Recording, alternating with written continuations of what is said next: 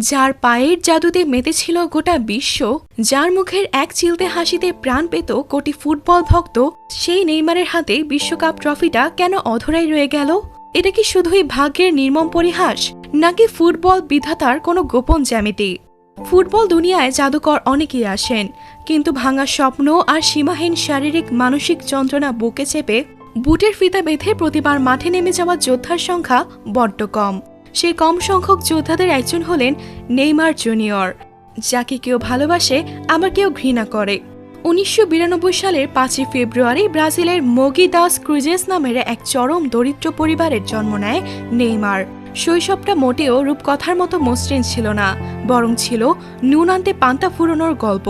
বাবা Neymar senior ছিলেন একজন নিম্নবর্গের লোকাল ফুটবলার, যিনি চোটের কারণে ক্যারিয়ার হারিয়ে একসময় মেকানিকের কাজ শুরু করেন।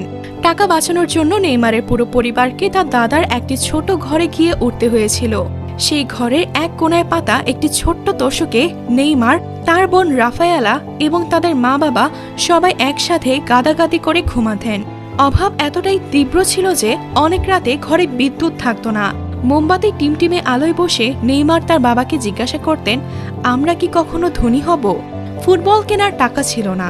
নেইমার রাস্তার প্লাস্টিকের বোতল, মোজা, দুমড়ে মুচড়ে বানানো বল কিংবা কাগজের টুকরো পায়ে নিয়ে ব্রাজিলের টপ রাস্তায় ড্রিবলিং শিখতেন। ৬ বছর বয়সে একবার গাড়ি দুর্ঘটনার শিকার হন তিনি, যেখানে গাড়িটি খাদে পড়ে গিয়েছিল এবং অলৌকিকভাবে নেইমার অক্ষত অবস্থায় বেঁচে যান। বিধাতা হয়তো তখনই লিখে রেখেছিলেন এই ছেলেকে দিয়ে ফুটবলের এক নতুন ইতিহাস লেখা বাকি। মাত্র ১১ বছর বয়সে সান্তোসের স্কাউটরা তার ভেতরের প্রতিভাকে আবিষ্কার করে। সান্তোসের যুবদলে যোগ দেওয়ার পর থেকেই নেইমারের নাম পুরো ব্রাজিলে ছড়িয়ে পড়ে। তার খেলার স্টাইল ছিল নিখাত ব্রাজিলিয়ান, যোগা বনিত।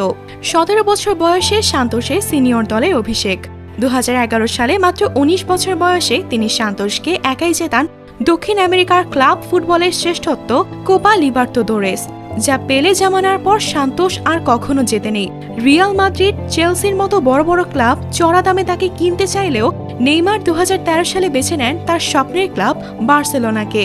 ইউরোপে পা রেখেই নেইমার বুঝিয়ে দিলেন তিনি শুধু ব্রাজিলের গণ্ডির ভেতর রাজত্ব করার জন্য জন্মাননি। লিওনেল মেসি এবং লুইস সুয়ারেজের সাথে জুটি বেঁধে তিনি গড়ে তোলেন আধুনিক ফুটবলের ইতিহাসের সবচেয়ে বিধ্বংসী আক্রমণ ভাগ MSN। ২০১৫ সালে নেইমারের ক্যারিয়ারের বসন্ত। চ্যাম্পিয়ন লিগের কোয়ার্টার ফাইনাল, সেমিফাইনাল এবং ফাইনালে গোল করে বার্সেলোনাকে ট্রেবল জেতাতে মূল কারিগরের ভূমিকা পালন করেন তিনি। ২০১৭ সালে পিএসজির বিপক্ষে চ্যাম্পিয়ন্স লিগের সেই ঐতিহাসিক ম্যাচের আসল নায়ক ছিলেন নেইমার। কিন্তু মেসির ছায়া থেকে বেরিয়ে নিজে ব্যালন ডি অর জেতার স্বপ্নে ২০১৭ সালে রেকর্ড ২২২ মিলিয়ন ইউরোতে পাড়ি জমান প্যারিস সেন্ট জার্মেইতে। আর এই সিদ্ধান্তই যেন তার ক্যারিয়ার চোটের এক অন্ধকার অধ্যায়ের সূচনা করে। নেইমারের ক্যারিয়ারকে যদি দুটি শব্দে প্রকাশ করতে হয় তবে তা হবে ট্যালেন্ট এবং ইনজুরি। মাঠের ভেতরে তার অতিমানবীয় স্কিল দেখে ডিফেন্ডাররা যখন তাকে আটকাতে পারত না, তখন তাদের একমাত্র অস্ত্র হতো তাকে নির্মমভাবে ফাউল করা।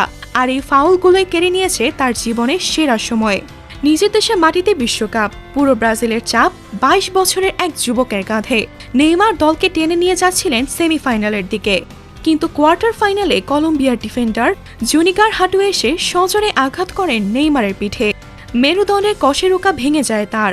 ডাক্তাররা বলেছিলেন আঘাতটি মাত্র ২ সেন্টিমিটার এদিক ওদিক হলে নেইমার চিরদিনের মতো পঙ্গু হয়ে যেতেন। সেমিফাইনালে জার্মানির কাছে ব্রাজিলের সেই ১-৭ গোলের ঐতিহাসিক ট্র্যাজেডি নেইমারকে গ্যালারিতে বসে অবশ্যই দেখতে হয়েছিল। ২০১৮ বিশ্বকাপে ঠিক ৩ মাস আগে ডান পায়ের মেটাটার্সাল হাড় ভেঙে যায় তার।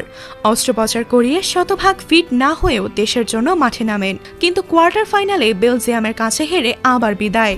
২০২২ বিশ্বকাপের সবচেয়ে বড় আঘাত আসে। কাতারে নেইমার এসেছিলেন প্রতিজ্ঞাবদ্ধ হয়ে, কিন্তু প্রথম ম্যাচেই সার্বিয়ার বিপক্ষে গোড়ালি মচকে যায়। গ্রুপ পর্বের বাকি ম্যাচগুলো ড্রেসিং রুমে বসে কেঁদে কেঁদে কাটিয়েছেন। কোয়ার্টার ফাইনালে ক্রোয়েশিয়ার বিপক্ষে অতিরিক্ত সময়ে সে জাদুকরী চোখ ধাঁধানো গোলটি করে ব্রাজিলকে সেমিফাইনালের দোরগোড়ায় নিয়ে গিয়েছিলেন, কিন্তু শেষ মুহূর্তে ডিফেন্ডিংস ভুলে ম্যাচ টাই ব্রেকারে যায় এবং ব্রাজিল হেরে যায়। মাঠের মাঝখানে নেইমারের সেই শিশুর মতো ফুপিয়ে কান্নার দৃশ্য পৃথিবীর যে কোনো ফুটবল ভক্তের বুক ভেঙে দেওয়ার জন্য যথেষ্ট ছিল। কিংবদন্তি পেলের সর্বোচ্চ গোলের রেকর্ড ভেঙে ব্রাজিলের ইতিহাসে সর্বোচ্চ গোলদাতা হওয়ার পরও তার শোকেসে একটি সোনালী বিশ্বকাপ ট্রফি না থাকাটা ফুটবলের ইতিহাসের অন্যতম বড় এক ট্র্যাজেডি। নেইমারকে নিয়ে মিডিয়া ও সমালোচকদের কটূক্তির শেষ ছিল না। মাঠে ফাউলের শিকার হয়ে ব্যথায় কুঁকড়ে গেলে তাকে অ্যাক্টর বা ড্রামাটিক বলে উপহাস করা হয়েছে। তার ব্যক্তিগত জীবন, পার্টি করার অভ্যাস নিয়ে বারবার তাকে ট্রল করা হয়েছে। কিন্তু পর্দার পেছনে নেইমারকে কজন দেখেছে? আল হিলালে যোগ দেওয়ার পর যখন তার এসিএল লিগামেন্ট ছিঁড়ে গেল, তখন ডাক্তাররা বলেছিলেন তার বয়স এবং চোটের গভীরতা মিলিয়ে মাঠে ফেরা অসম্ভব। নেইমার জিমনেসিয়ামে যন্ত্রণায় চিৎকার করে কেঁদেছেন, থেরাপির প্রতিটা সুইয়ের খোঁচা সহ্য করেছেন। তার একটাই জেদ, তিনি মাঠে ফিরবেন। যতবার তাকে টেনে নিচে নামানো হয়েছে, তিনি ফিনিক্স পাখির মতো ছাই থেকে উঠে জেগেছেন। নেইমারের জীবন আমাদের কি শিখায়? নেইমারের জীবন কোনো মসৃণ রোমান্টিক গল্প নয়, এটি একটি নিখাত লড়াইয়ের দলিল। নেইমার আমাদের শেখায় ভাগ্য সবসময় পরিশ্রমের সাথে আপোষ করে না। আপনি আপনার সর্বোচ্চটা দেওয়ার পরেও কখনো কখনো ভাগ্য আপনার পক্ষে থাকবে না, কিন্তু তাই বলে চেষ্টা থামিয়ে দেওয়া যাবে না। সমালোচকদের কাজের জবাব দিন নিজের কাজে। নেইমারকে যখনই মিডিয়া ধুয়ে দিয়েছে, তিনি মাঠে নেমে অ্যাসিস্ট বা গোল করে তার জবাব দিয়েছেন। ভেঙে পড়ো, কিন্তু ফুরিয়ে যেও না। শরীর ভাঙতে পারে, চারপাশে মানুষ ট্রল করতে পারে, কিন্তু মনের আত্মবিশ্বাসটা যদি খাঁটি হয়, তবে প্রতিটা পতনের পর আরও শক্তিশালী হয়ে ফিরে আসা সম্ভব। 2026 সালেও ফিফা বিশ্বকাপ থেকে ব্রাজিল নামক দলটি বিদায় নিয়েছে, সাথে বিদায় নিয়েছে নেইমার নামক এক রাজ্যহীন রাজা। পরিসংখ্যান হয়তো বলবে পেলে, ম্যারাডোনা, জিদান বা মেসির মতো নেইমারের ডেস্কে কোনো বিশ্বকাপ ট্রফি নেই, কিন্তু ফুটবল তো শুধু ট্রফির হিসাব নয়। ফুটবল হলো আবেগ, ফুটবল হলো সৌন্দর্য। সান্তোসের বস্তি থেকে উঠে এসে যে ছেলেটি তার পায়ের জাদুতে ডিফেন্ডারদের নাচাতো, স্টেডিয়ামের লাখো মানুষকে সিট থেকে দাঁড়িয়ে হাততালি দিতে বাধ্য করত, সেই ফুটবলের রাজপুত্র হিসেবেই নেইমার জুনিয়র কোটি ভক্তের হৃদয়ে চিরকাল অমর হয়ে থাকবেন। ট্রফি তাকে অমরত্ব না দিলেও কোটি মানুষের ভালোবাসা তাকে অমর করে রেখেছে।